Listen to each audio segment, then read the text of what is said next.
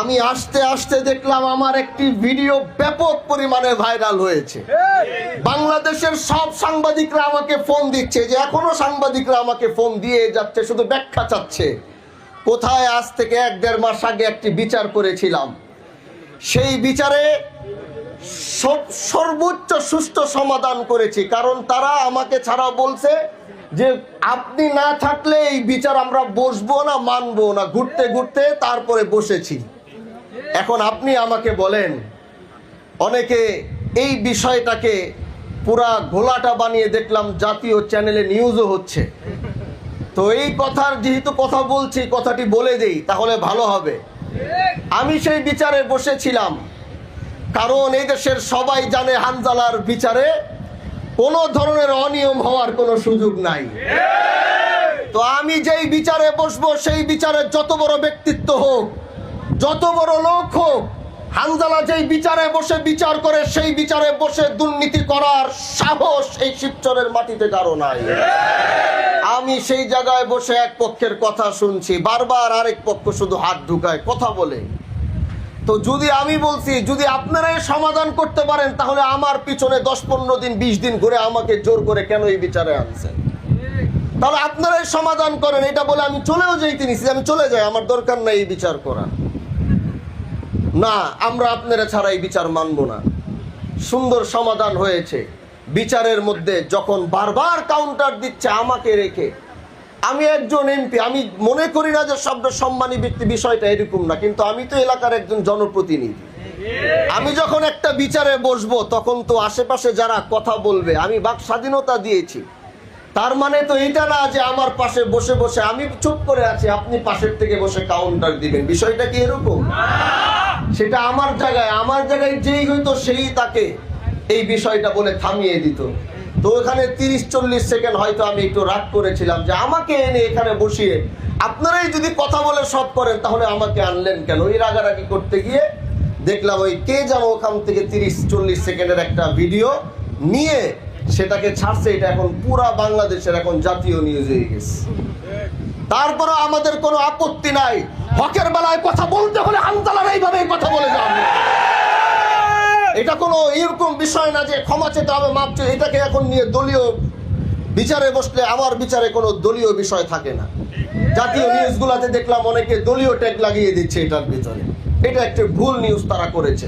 আমার বিচারে বসলে যেই দলেরই হোক, আমার বিচারে কোনো দলীয়, আমি নিজেও কোনো দলীয় বিষয় বিচারে বসি না।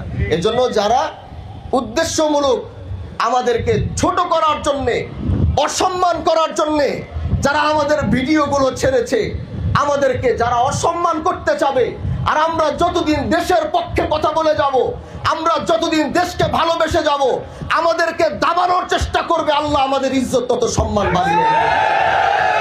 এজন্য প্রিয় ভাইরা আমার, কাজী সুরার যে বিষয়টি নিয়ে আমরা বসেছিলাম, এখানে একটি বিষয় নিয়ে বারবার উত্তেজনা সৃষ্টি হয়েছে।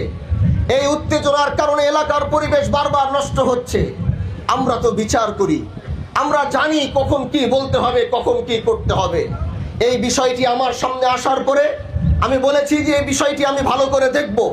এই বিষয়টি ভালো করে ওয়াদা দিয়েছিলাম যে আমি আসব, আমি এই জায়গায় দাঁড়াবো, আমি শুনবো কি করা যায় সেটা আমি করব।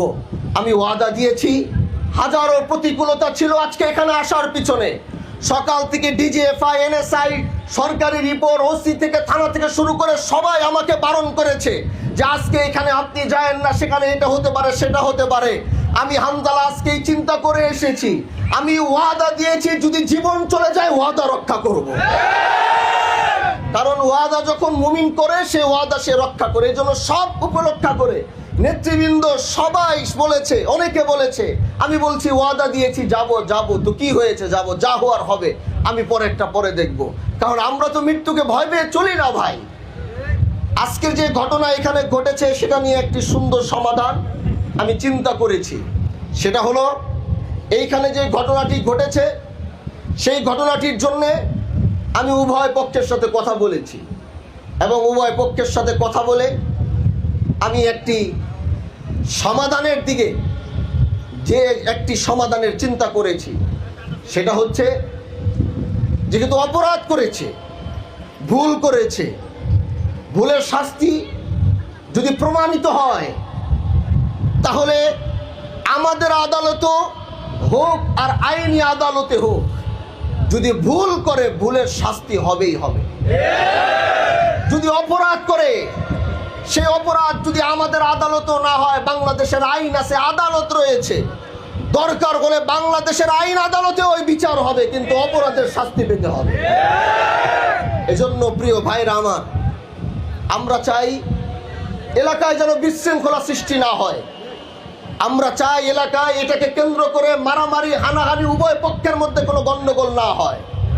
এজন্য আমি বলেছি, বিষয়টি আমি নিজে খাতিয়ে দেখব, যেভাবেই ভালো হয় সেভাবেই সেই বিচার ব্যবস্থা আমি কায়েম করব। যে আপনারা রাজি আছেন তো ইনশাআল্লাহ? এই জন্য এলাকায় যে ঘটনাটি ঘটেছে, এই ঘটনাটি চাইলে আজকে গোটা জনসম্মুখে এখানে নিয়ে আসা যাইত, গোটা জনসম্মুখের সামনে এনে এই ধরনের একটি অপরাধের বিচার হয়তো জনসম্মুখে করা যেত।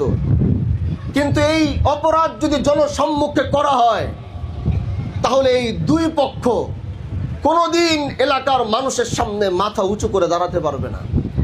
তাদের পরিবারের ভিতরে একটি ট্যাগ লেগে যাবে, তাদের পরিবার পরিজনের ভিতরে এমন ট্যাগ লাগবে, বছরের পর বছর তারা বেঁচে থাকবে, মানুষ তাদেরকে এই ধরনের কথা, এই ধরনের ছোট করা, তাদেরকে সে অপবাদ তারা দিয়ে যেতে থাকবে। প্রিয় ভাই আমার, আল্লাহ ক্ষমতা দিয়েছে, আল্লাহ ক্ষমতা দিয়েছে। আপনারা সেই ভোট দিয়ে আমাকে সেই সর্বোচ্চ প্রশাসনের আসনে বসিয়েছেন। আমি চাইলে হয়তো অনেক কিছু করতে পারি, আমার পক্ষে সম্ভব, কিন্তু মাঝে মাঝে মনে হয় সবকিছু করতে পারলেই সবকিছু করা যায় না। কখনো কখনো সেই বিষয়গুলোকে চেষ্টা করা দরকার, যে এই বিষয়টা জাতির সামনে আনার আগে যদি একটি সুন্দর সমাধান করা যায়, তাহলে সেটা প্রথমে সেইভাবে সারা ভালো। যদি কোনো কারণে না হয়, তাহলে সেটা যেইভাবে করা লাগে সেইভাবে করার রাস্তা তো আমাদের কাছে আছে। দুনো পক্ষকে আমি বাহাদুরপুর নিয়ে যাব, বাহাদুরপুর বসিয়ে, আবারও বলছি, এই কাজটি একমাত্র করার কারণ হচ্ছে আমি কারো সম্মান, কারো ইজ্জত আমি নষ্ট করার জন্য এমপি হইনি। যে জিনিসটা ঘরে বসে ডাক দিয়ে সমাধান করে দেওয়া যদি যায়, তাহলে জাতির সামনে দুনো গোষ্ঠীকে দাঁড় করিয়ে, এত ক্যামেরা চলছে, এদেরকে সবার সামনে ক্যামেরার সামনে দাঁড় করাবো, মাথা উঁচু করে তারা বাঁচতে পারবে না। এজন্য প্রিয় ভাইরা আমার, আমি তাদেরকে উভয় পক্ষকে বাহাদুরপুরে নিয়ে যাব, বাহাদুরপুরে নিয়ে তাদের উভয় পক্ষকে বসিয়ে, তারপরে তাদেরও যদি কারো আসতে হয়, মুরব্বী আসবে, সব আসবে, আমার অফিসে বসে আমি এই সুন্দরভাবে এই বিচারটি ওইখানে সম্পূর্ণ করতে চাই। যদি ওইখানে না হয়, যদি তারা ওইখানে সমাধান করতে না পারে, তাহলে আমার পিঠ যদি দেয়ালে ঠেকে যাবে, তাহলে জাতির সামনে এনে তখন ওই বিচার করতে আমি বাধ্য হব।